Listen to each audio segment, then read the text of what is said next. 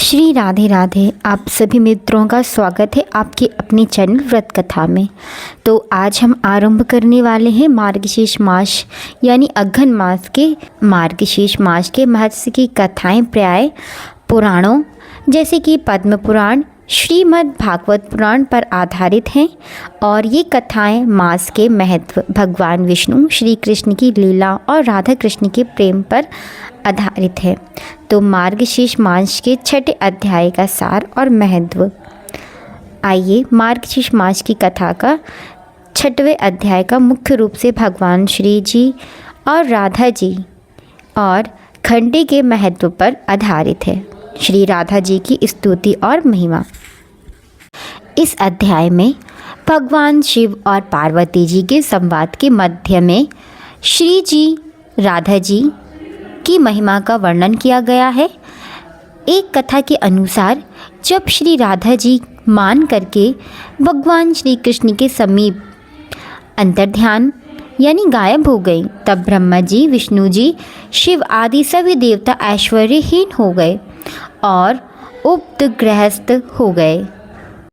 तब भगवान शिव ने इस स्त्रोत से श्री राधा जी की स्तुति की और उन्हें प्रसन्न किया। जो व्यक्ति प्रतिदिन भक्ति भाव से श्री राधा जी की पूजा करता है और प्रेम पूर्वक इस स्तोत्र का पाठ करता है, वह भाव बंधन से मुक्त होकर अंत में गोलोक धाम को जाता है। इस अध्याय में पूजा के समय घंटा नाद यानी घंटी बजाने के महत्व को भी बताया गया है। भगवान विष्णु ने ब्रह्मा जी से कहा कि जो व्यक्ति स्नान और पूजन के समय उनके सामने घंटनाद करता है, उसे हजारों करोड़ों वर्ष तक अप्सराओं से सेवित होकर उन्हें लोक में वास करने का पुण्य मिलता है।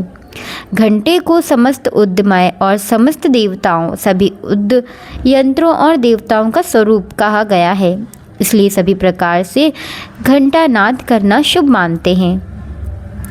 आइए गोपियों का यमुना स्नान को संदर्भ में जानते हैं। तो इस मास में उल्लेख करते हुए बताया जाता है कि अघन मास में पवित्र तीर्थ में जाकर स्नान करने से कई जन्म के पाप नष्ट हो जाते हैं। शास्त्रों में कहा गया है कि गोपियों ने भगवान श्री कृष्ण को पति रूप में प्राप्त करने के लिए अघन मास में यमुना जी नदी में स्नान किया था। मार्गशीर्ष का छठा अध्याय हमेशा प्रेरणा देता है कि भगवान श्री कृष्ण श्री राधा की भक्ति में लीन रहना जीवन में के सभी पापों को कष्टों को दूर करता है। पूजा के दौरान घंटी का नाद बजाना एक छोटा कर्मकांड, लेकिन इसका पुण्य फल बहुत बड़ा है, क्योंकि घंटी की ध्वनि समस्त देवताओं को प्रिय होती है। प्रिय मित्रों, श्री राधा जी की महिमा और स्तुति भगवान शिव जी द्वारा की गई है। आइए इसको विस्तार से जानते हैं। मार्गशीर्ष मास की कथा में वर्णित यह स्तुति प्राय पद्म पुराण या देवी भागवत पुराण के कुछ भागों से संदर्भित ली गई है। यह प्रसंग श्री राधा रानी के परमोच्च स्थान और उनकी कृपा की महत्ता को दर्शाता है। जब श्री राधा रानी किसी कारणवश मान यानी रूठ करके अर्थात करके अंतर्ध्यान यानी गायब हो जाती हैं, तब भगवान श्री कृष्ण सहित समस्त देवी देवता शक्तिहीन और उपद्रवग्रस्त हो जाते हैं। देवताओं की प्रार्थना पर भगवान शिव स्वयं जगत की मूल शक्ति श्री राधा रानी को प्रसन्न करने के लिए उनकी स्तुति करते हैं। भगवान शिव स्तुति में श्री राधा रानी को प्रकृति का मूल, परमेश्वरी शक्ति और माया से भरे बताते हैं, जिनकी कृपा के बिना कोई भी कार्य सिद्ध नहीं हो सकता। स्तुति का मूल भाव अर्थ है प्रकृति की मूल शक्ति, यानी हे राधे, आप ही मूल प्रकृति हैं जिससे यह संपूर्ण सृष्टि उत्पन्न हुई है। आप ही परमेश्वरी हैं जो तीनों लोक को नियंत्रित करती हैं। सर्वेश्वरी और सर्वबीज, आप सर्वेश्वरी यानी सबकी स्वामिनी हैं और समस्त ज्ञान विद्या और चेतना का बीज आपके ही स्वरूप में निहित है। कृष्ण की आत्मा, आप ही भगवान श्री कृष्ण की हृदयंगिनी शक्ति, आनंद देने वाली शक्ति हैं। उनकी आत्मा और कृष्ण भी आपके बिना अपूर्ण हैं। आपकी कृपा दृष्टि मात्र से ही ब्रह्मा, विष्णु और महेश अपनी अपनी शक्तियों को प्राप्त करते हैं। जो व्यक्ति आपका आश्रय लेता है वह भाव बंधन से मुक्त हो जाता है। जो व्यक्ति श्रद्धा और भक्ति के साथ इस स्तोत्र का पाठ करता है वह समस्त पापों से मुक्त होकर अंत में गोलोक धाम को प्राप्त होता है और श्री राधा रानी की नित्य सेवा में लीन होता है। आइए घंटानाद का आध्यात्मिक महत्व जानते हैं। घंटी की ध्वनि देवताओं को जागृत करती है, उन्हें पूजा स्थल की ओर आकर्षित करती है। यह ध्वनि ओम प्राणनाद का प्रतीक जिससे सृष्टि उत्पन्न हुई। घंटी की तेज और विशिष्ट ध्वनि वातावरण में मौजूद नकारात्मक ऊर्जा और असुरी शक्तियों को हानिकारक कीटाणुओं को दूर करती है। यह पूजा के लिए एक शुद्ध और पवित्र अवतारण तैयार करती है। नाद यानी ध्वनि मन को बाहरी विचारों से हटाकर तुरंत वर्तमान और ईश्वर की ओर केंद्रित करती है। घंटा नाद सुनकर मन तत्काल पूजा में लीन हो जाता है। शास्त्रों के अनुसार घंटी की ध्वनि समस्त देवी देवता निवास करते हैं। जो व्यक्ति घंटा नाद करता है उसे तीर्थ स्नान, विभिन्न वाद्य यंत्रों के वादन का संयुक्त पुण्य फल प्राप्त होता है। भगवान विष्णु ने ब्रह्मा जी से कहा कि जो व्यक्ति स्नान और पूजन के समय उनके सामने घंटा नाद करता है उसे करोड़ों वर्ष तक स्वर्ग लोक में वास करने का पुण्य फल मिलता है।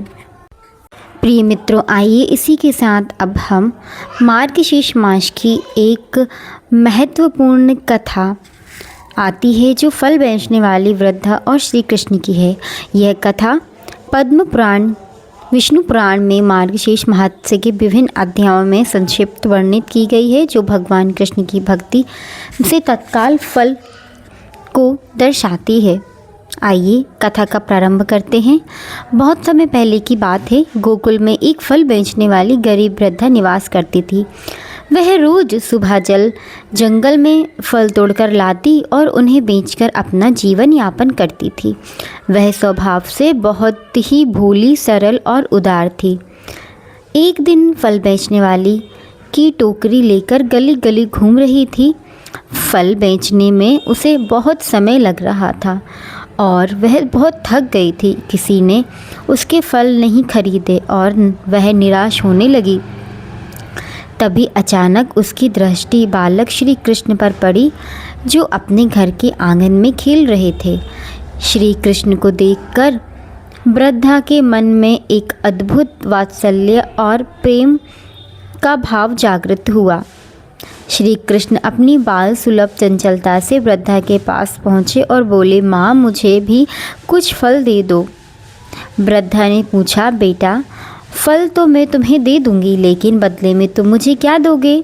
बालक श्री कृष्ण अंदर गए और अपने छोटे छोटे हाथों से मुट्ठी भर अनाज के दाने लेकर गए।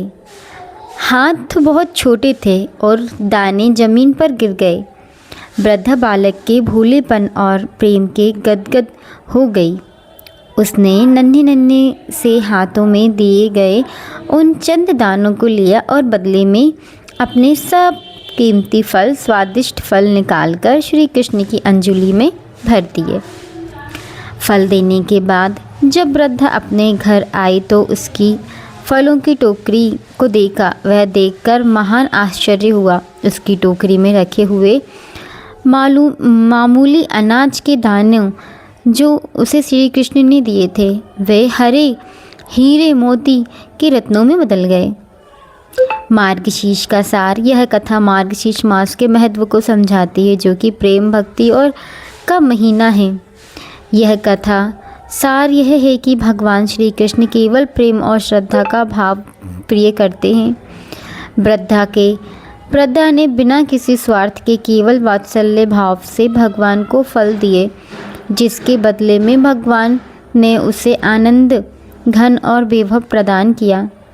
भगवान हमेशा कहते हैं कि मुझे एक पत्ता, एक फूल या थोड़ा सा जल भी यदि प्रेम और भाव से अर्पित करेंगे तो उसे मैं स्वीकार करूँगा। प्रिय मित्रों, अब इसी के साथ हम बड़ी ही प्यारी कथा का श्रवण करेंगे। आइए सुनते हैं। बहुत समय पहले की बात है। एक राज्य में जयध्वज नाम का एक अत्यंत प्रतापी और धर्मनिष्ठ राजा राज्य करता था। वह केवल शासन ही नहीं करता था, बल्कि धर्म कर्म भी उसकी गहरी आस्था थी। राजा का सबसे प्रिय कार्य था प्रतिदिन प्रातःकाल भगवान विष्णु के मंदिर जाना। वहाँ जाकर राजा किसी सेवक पर निर्भर नहीं रहता था। वह स्वयं अपने हाथों से मंदिर के प्रांगण को साफ करता, झाड़ू लगाता और पूजा अर्चना के बाद संध्या के समय घी का दीपक प्रज्वलित करता। राजा का मानना था कि भगवान की सेवा करने में कोई छोटा या बड़ा कार्य नहीं होता। वह इन कार्यों को अपनी साधना का एक हिस्सा मानता था। लेकिन उस राजा के राज्य में तित्र नाम का एक राजपुरोहित भी रहता था, जो बहुत ज्ञानी था, पर उसके मन में अपने ज्ञान का थोड़ा अभिमान था। एक दिन तित्र पुरोहित ने राजा जयध्वज को मंदिर में झाड़ू लगाते और दीपदान करते हुए देख लिया। उसे यह देखकर बड़ा आश्चर्य हुआ और मन ही मन विचार किया, अरे इतना प्रतापी राजा जिसके पास हजारों सेवक हैं, वह स्वयं एक छोटा और तुच्छ कार्य क्यों कर रहा है। राजा का कार्य राजकाज का देखना है, ना कि मंदिरों में झाड़ू लगाना। पुरोहित ने राजा के पास जाकर अत्यंत विनम्रता से कहा, महाराज, आप तो साक्षात धर्म के प्रतीक हैं। आपकी सेवा में तो अनेक सेवक तत्पर रहते हैं। यह सामान्य सा कार्य आप स्वयं क्यों करते हैं? यह कार्य किसी भी सेवक को सौंप दीजिए। राजा जयध्वज ने मुस्कुराते हुए कहा, पुरोहित जी, आप ज्ञानी हैं, पर शायद आप सेवा के आनंद और महत्व से अभिज्ञ हैं। भगवान के मंदिर में झाड़ू लगाना मेरे लिए केवल एक कार्य नहीं, यह मेरी आत्मा का पोषण है। कार्तिक मास चल रहा है और इस मास में भगवान की सेवा एक कण भी अनंत गुना फल देता है। दीपदान तो अकाल मृत्यु का भय भी मिटा जाता है। यह सेवा मेरे राजपाट को भी बढ़ाता है। पुरोहित तित्र को राजा की बात समझ नहीं आई, पर उसके तर्क करना उचित नहीं समझा और वह वहाँ से चला गया। अब कथा कुछ वर्ष पीछे जाती है। एक दूसरे राज्य में, इसी राज्य से कुछ दूरी, एक छोटा सा नगर था, जहाँ धर्मदत्त नाम का एक गरीब व्यक्ति था। धर्मदत्त दिन भर मजदूरी करके किसी तरह अपना और अपने परिवार का पेट भरता था। गरीब और अभाव के बावजूद वह स्वभाव से बहुत दयालु और धार्मिक था। उसे कार्तिक मास का विशेष ज्ञान था। वह जानता था कि इस पवित्र महीने में भगवान विष्णु की पूजा और तुलसी सेवा का कितना अधिक महत्व है। लेकिन उसकी गरीबी ऐसी थी कि वह महंगे अनुष्ठान या दान पुण्य नहीं कर सकता था। धर्मदत्त की पत्नी का नाम चंद्रा था। वह भी पति के समान ही आस्थावान थी। एक दिन कार्तिक मास में चंद्रा ने अपने पति से कहा, स्वामी, यह मास कितना पुण्यदायी है, पर हमारे पास दीपदान के लिए घी भी नहीं है, ना मंदिर को सजाने के लिए कुछ है। धर्मदत्त ने अपनी पति को सतावना दी और प्रिय, धन की कमी से धर्म नहीं रुकता। भगवान केवल भाव देखते हैं। हमारे पास जो है हम उसी से उनकी सेवा करेंगे। उस दिन धर्मदत्त और चंद्रा ने संकल्प लिया। उन्होंने मंदिर में कोई बड़ा दान करने की बजाय 3 छोटी सेवाएं करने का निश्चय किया। पहला, मंदिर सेवा। धर्मदत्त रोज रात के अंधेरे में, जब सब लोग सो जाते थे, शहर के मुख्य विष्णु मंदिर जाता। वहाँ अपने फटे हुए वस्त्र के एक टुकड़े से पूरे मंदिर के फर्श को धीरे धीरे पोंछता, ताकि एक भी धूल का कण ना रह जाए। वह झाड़ू लगाने में समर्थ नहीं रखता था, इसलिए हाथों से ही सफाई करता। दूसरी, तुलसी सेवा। चंद्रा ने घर के आंगन में लगी अपनी एकमात्र तुलसी माता की सेवा को अपनी साधना बना लिया। वह रोज सुबह ब्रह्म मुहूर्त में उठती, स्नान करती और तुलसी जी को जल अर्पित कर उनकी परिक्रमा करती। उनके पास सिंदूर और रोली भी करती। वह अत्यंत प्रेम से तुलसी जी के पौधे को देखती, मन ही मन भगवान विष्णु का ध्यान करती। तीसरा था दीपदान। दीपदान के लिए घी नहीं था तो धर्मदत्त ने एक साहूकार से थोड़ा सा तेल उधार लिया। वह उस तेल की एक छोटी सी बूंद और एक रुई की बाती से रोज रात को मंदिर के मुख्य द्वार पर एक छोटा सा दीपक जलाती थी। उसका यह दीपक बहुत देर तक जलता था, पर वह उसे पूरी श्रद्धा से प्रज्वलित करती थी। एक रात जब धर्मदत्त मंदिर में अपना फटा वस्त्र लेकर सफाई कर रहा था और उसके कोने में मुश्किल से जलता एक छोटा सा तेल का दीपक रखा, तभी नगर के कुछ ग्राम राक्षस यानी पहरेदार जो होते हैं, उनकी नज़र उस पर पड़ी।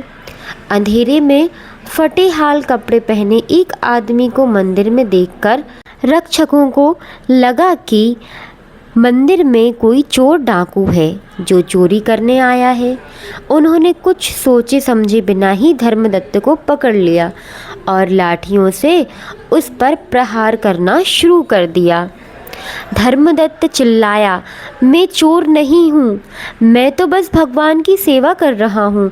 यह कार्तिक मास है, मैंने कोई पाप नहीं किया। लेकिन रक्षकों ने उसकी एक न सुनी। वे तब उसे पीटते रहे तब तक कि धर्मदत्त के प्राण पखेरु नहीं उड़ गए। धर्मदत्त की मृत्यु उसी छोटे से दीप के पास हुई जिसे उसने बड़ी मुश्किल से जलाया था। जैसे ही धर्मदत्त ने अंतिम श्वास ली, एक अविश्वसनीय घटना घटी। आकाश से एक दिव्य विमान उतरा। उससे भगवान विष्णु के दूत विराजमान थे। वे दूत धर्मदत्त की निष्प्राण देह के पास आए और बोले, हे भक्त, तुमने इस कार्तिक मास में अत्यंत निर्मल भाव से हमारी सेवा की है। तुम्हारे एक एक कार्य में प्रेम और समर्पण भरा था। मंदिर में झाड़ू लगाकर तुम्हारा पुण्य, तुलसी सेवा का तुम्हारा समर्पण और वह छोटा सा दीपदान, इन सब ने मिलकर तुम्हारे समस्त पापों को नष्ट कर दिया। आओ, हम तुम्हें परम धाम लेकर चलने आए हैं। दूतों ने धर्मदत्त की आत्मा को अत्यंत सम्मानपूर्वक उस दिव्य विमान पर बिठाया और विमान वैकुंठ की ओर चल दिया। जब वे स्वर्ग के मार्ग से गुजर रहे थे तो धर्मदत्त ने एक क्षण के लिए नीचे पृथ्वी की ओर देखा। उसने देखा कि ग्राम रक्षकों को अपनी भूल का एहसास हो चुका था और वे पछताप कर रहे थे।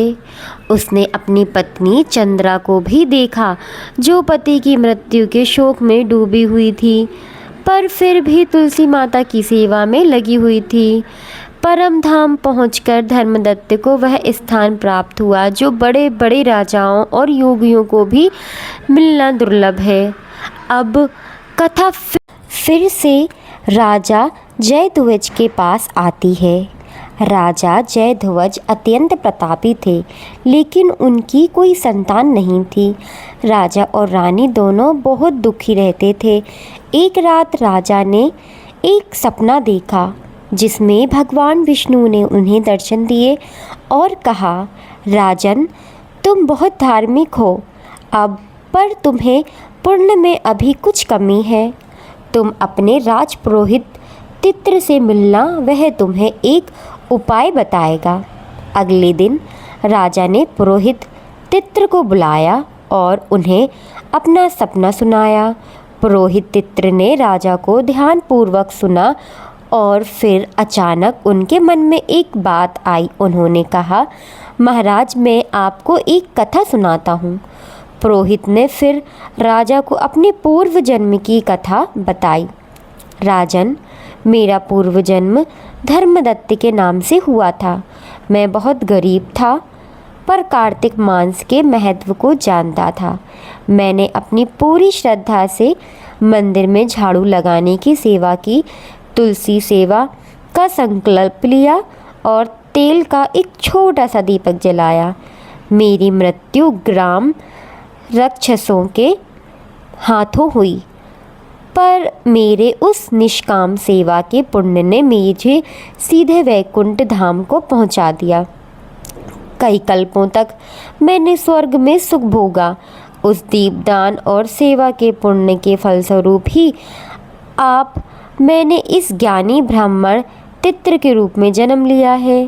परंतु राजन, पुरोहित के आगे कहा, आपके और मेरे पुण्य में एक छोटा सा अंतर है।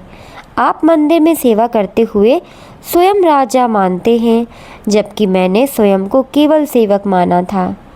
आप यह कार्य कर्तव्य मानकर करते हैं और मैंने इसे प्रेम मानकर किया था। मेरे छोटे से दीपदान और झाड़ू ने मुझे मुक्ति दिलाई।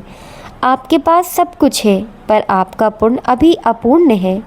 पुरोहित ने राजा से कहा, महाराज, आप निसंतान हैं, क्योंकि आपके पुण्य में प्रेम और निस्वार्थ भाव की थोड़ी कमी है।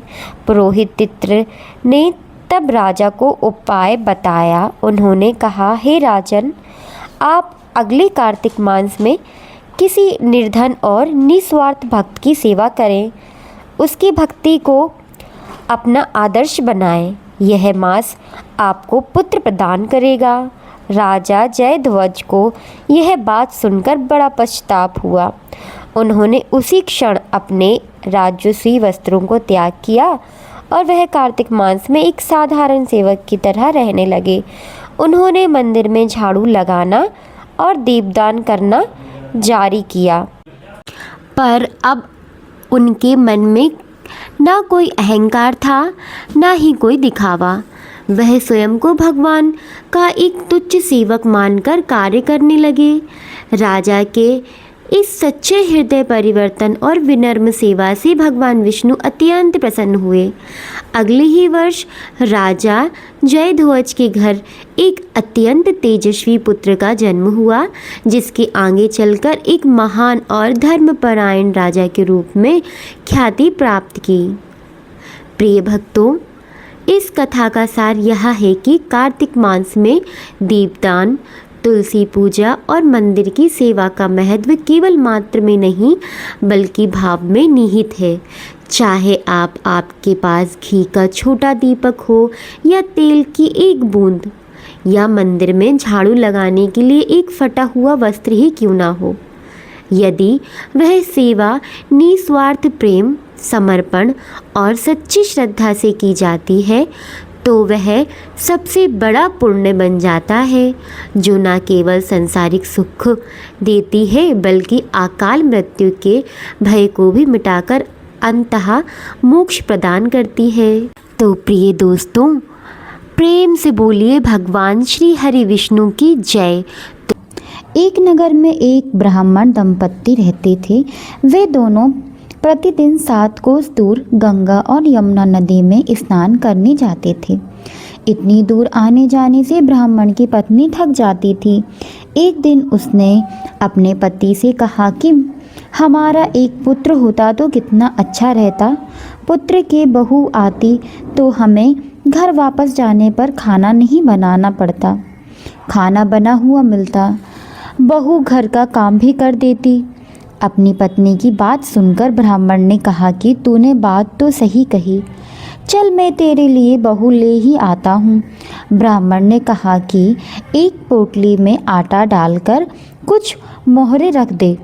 ब्राह्मण ने कहे अनुसार उसने पोटली बांधकर दे दी। पोटली लेकर ब्राह्मण चला गया। ब्राह्मण सफ़र के दौरान यमुना के किनारे बहुत ही सुंदर लड़कियां दिखाई दी। वे रेत में घर बनाकर खेल रही थीं। उनमें एक लड़की ने कहा कि मैं अपना घर नहीं बिगाड़ूंगी, मुझे तो रहने के लिए ये घर चाहिए। लड़की की बात सुनकर ब्राह्मण मन ही मन सोचने लगा कि बहू बनाने के लिए यह लड़की उचित है। जब वह लड़की जाने लगी तो ब्राह्मण भी उसके पीछे पीछे उसके घर तक चला गया। वह जाकर ब्राह्मण ने उस लड़ूकी से कहा, बेटी, कार्तिक मास चल रहा है, इसलिए मैं किसी के घर का खाना नहीं खाता। मैं अपने साथ आटा लेकर आया हूँ। तुम अपनी माता से पूछो कि क्या वह मेरे लिए आटा छानकर 4 रोटी बना देंगी। यदि वह मेरा आटा छानकर रोटी बनाएंगी तो ही मैं रोटी खा लूँगा। लड़की ने जाकर अपनी माँ को ये सारी बात बताई। माँ ने कहा, उचित है, जाकर ब्राह्मण देव से कह दो कि वह अपना आटा दे, मैं रोटी बना दूंगी। वह आटा छानने लगी तो आटे में मोहरें निकलीं। वह सोचने लगी कि जिसने आटे में इतनी मोहरें हैं उसके घर में कितनी मोहरें होंगी। जब ब्राह्मण खाना खाने बैठा तो लड़की की माँ ने उस ब्राह्मण से पूछा, क्या आपका कोई लड़का है और क्या आप उस लड़की की सगाई करने जा रहे हैं। यह सुनकर ब्राह्मण ने कहा कि मेरा लड़का तो काशी में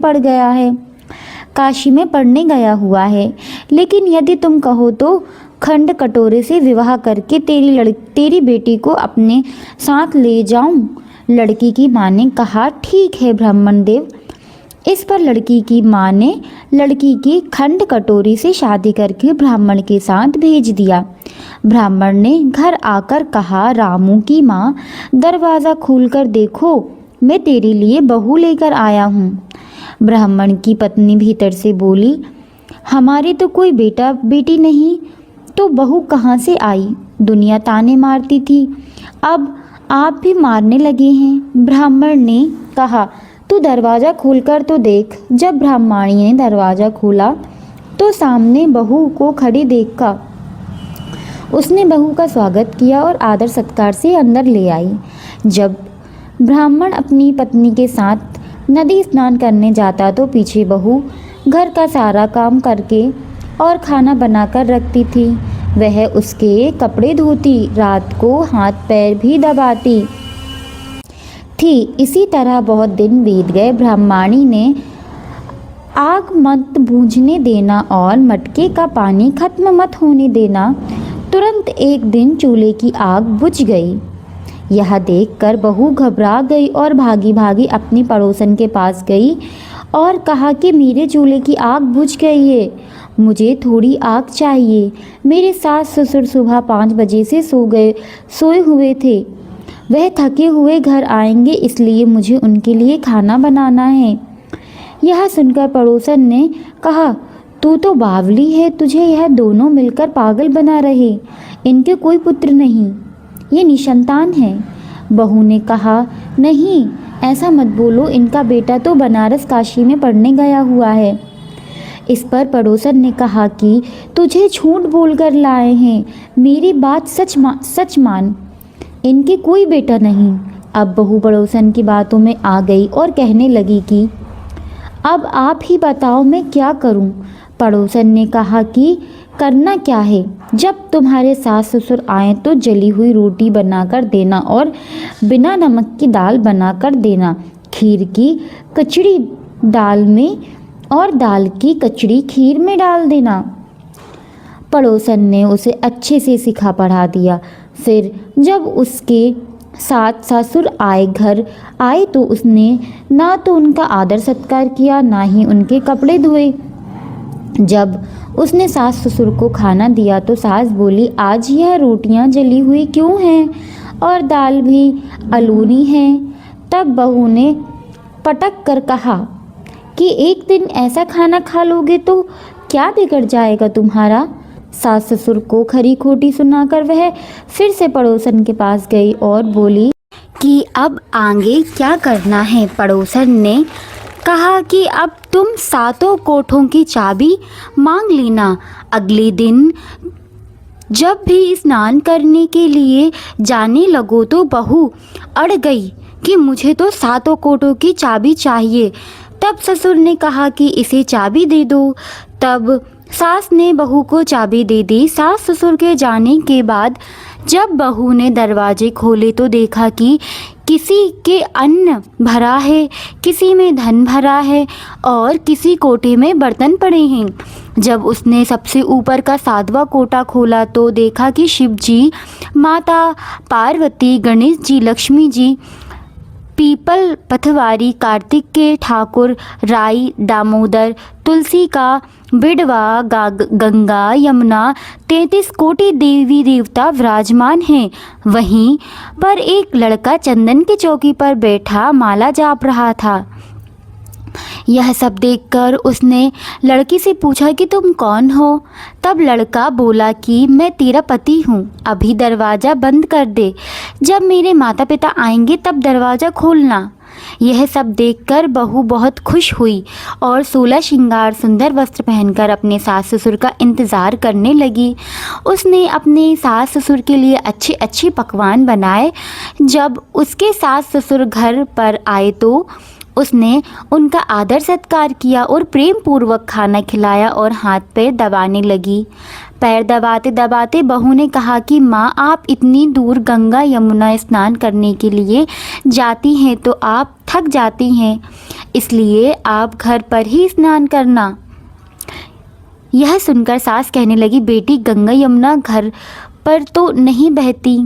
तब उसने कहा, माँ, बहती हैं, चलो मैं आपको दिखाती हूँ। जब बहू ने 7वां कोठा खोलकर दिखाया, उसमें शिव जी, पार्वती जी, गणेश जी, लक्ष्मी जी, पीपल पथवारी, कार्तिक के ठाकुर, राई, दामोदर, तुलसी जी का बिड़वा, गंगा यमुना बह रही थीं और 33 कोटि देवता विराजमान थे। वही चौकी पर बैठ एक लड़का माला जप रहा था। माँ ने उसे देखकर कहा कि बेटा, तू कौन है? लड़का बोला, माँ, मैं तेरा बेटा हूँ। तब ब्रह्माणी ने पूछा कि तू कहाँ से आया? लड़की ने जवाब दिया, मुझे कार्तिक दे ने भेजा है। माँ ने कहा, बेटा, यह संसार कैसे मानेगा कि तू मेरा बेटा है? माँ ने कुछ विद्वान पंडित से मदद मांगी। पंडितों ने कहा, इस पार बहू बेटा खड़े हो जाए और उस पार माँ खांडी हो जाए। माँ ने चमड़े की अंगुलियाँ पहनी हुई और छाती में से दूध की धारा निकल कर बेटी की दाढ़ी मूछ भीगने और पावन पानी से गठ जोड़ बंधे, तब मांगेंगे कि यह इस माँ का ही बेटा है। उसने ऐसा ही किया। चमड़ी की उंगलियां फट गईं और छाती में से दूध की धार निकलकर बेटे की दाढ़ी मूछ भीग गई। पावन पानी से बहू बेटे का गठजोड़ बंद हो गया। यह सब देखकर ब्राह्मण और उसकी पत्नी की खुशी का ठिकाना न रहा। तो यह थी कार्तिक मास की कथा। हे कार्तिक के ठाकुर, जैसे ब्राह्मण और ब्राह्मणी को बहू बेटा दिया वैसे ही सबको देना। कार्तिक मास की कथा कहने, सुनने और हुंकार भरने वाले सब पर कृपा करना। जय श्री कृष्ण, जय श्री हरे कृष्ण। भगवान श्री कृष्ण को दामोदर नाम उनकी एक अत्यंत मधुर और महत्वपूर्ण बाल लीला के कारण मिला, जिसे दामोदर लीला या ऊकल बांधने की लीला कहा जाता है। यह कार्तिक लीला मास में हुई थी, इसलिए इस महीने को दामोदर मास भी कहा जाता है और इसे ही कार्तिक मास भी कहा जाता है। दामोदर नाम का अर्थ और कार्तिक मास से संबंध। दामोदर, दाम इसका अर्थ होता है रस्सी या डोरी। उदर इसका अर्थ होता है पेट या कमर। इस प्रकार दामोदर का अर्थ जिसके पेट पर रस्सी बंधी हो। कार्तिक मास से संबंध। पद्म पुराण और अन्य शास्त्रों के अनुसार भगवान श्री कृष्ण की यह ऊखल पद्म पुराण और अन्य शास्त्रों के अनुसार भगवान श्री कृष्ण की यह ऊखल बांधन लीला कार्तिक महीने में ही हुई थी। इस लीला के कारण ही भगवान कृष्ण का नाम दामोदर पड़ा। चूँकि यह घटना कार्तिक महीने की महिमा को बढ़ाती है और इस महीने में भगवान कृष्ण की दामोदर रूप में विशेष पूजा और महत्व है, इसलिए कार्तिक मास को दामोदर मास कहा जाता है। इस पूरे मास में भक्त दामोदर अष्टांग का पाठ करते हैं और दामोदर के रूप में भगवान को दीपदान करते हैं, जिससे सभी पाप नष्ट हो जाते हैं और प्रेम भक्ति प्राप्त होती है। आइए श्री कृष्ण की दामोदर लीला संपूर्ण कथा का गायन करते हैं। यह लीला श्रीमद् भागवत के 10वें स्कंद में वर्णित है।